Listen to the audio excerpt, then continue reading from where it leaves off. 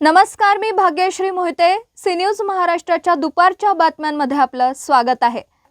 सर्वप्रथम नजर टाकूया आजच्या ठळक घडामोडींवर. बिसूरमध्ये ट्रॅक्टर अंगावर घालून जीवे ठार मारण्याचा प्रयत्न. केस मागे घेण्यासाठी लोखंडी टॉमीने हल्ला, एक जण ताब्यात. बिसूर गावात केस मागे घेण्यासाठी एका व्यक्तीवर ट्रॅक्टर अंगावर घालून तसेच लोखंडी टॉमीने हल्ला करून जीवे ठार मारण्याचा प्रयत्न केल्याची धक्कादायक घटना 21 जानेवारी रोजी बुधवारी रात्री घडली.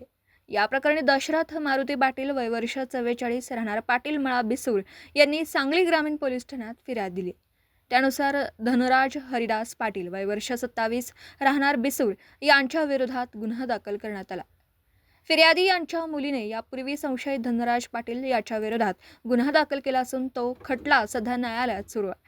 त्या प्रकरणामुळे न्यायालयाने धनराज पाटील याला बिसूर गावात येण्यास बंदी घातली होती. मात्र सरकारी आदेशाचा भंग करून तो बिसूर गावात आला.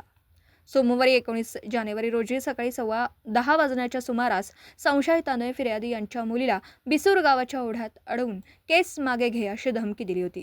त्यानुसार बुधवारी 21 जानेवारी रोजी रात्री 7 वाजण्याच्या सुमारास फिर्यादी दशरथ पाटील हे बिसूर गावातील दत्त मंदिर चौकात संशयिताला जाब विचारत असताना धनराज पाटील याने त्यांना शिवीगाळ करत जीवे ठार मारण्याच्या उद्देशाने ट्रॅक्टर अंगावर घालण्याचा प्रयत्न केला. यावेळी फिर्यादी यांचा डावा हात पिरगाळून गळा दाबण्याचा प्रयत्न करण्यात आला.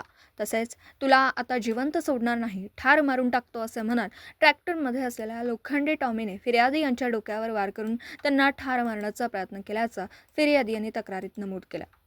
या प्रकरणी पोलिसांनी घटनास्थळी पंचनामा करून 22 जानेवारी रोजी पहाटे 2:30 वाजण्यापूर्वी गुन्हा दाखल केला असून दुपारी संशयित धनराज पाटील याला अटक करण्यात आली.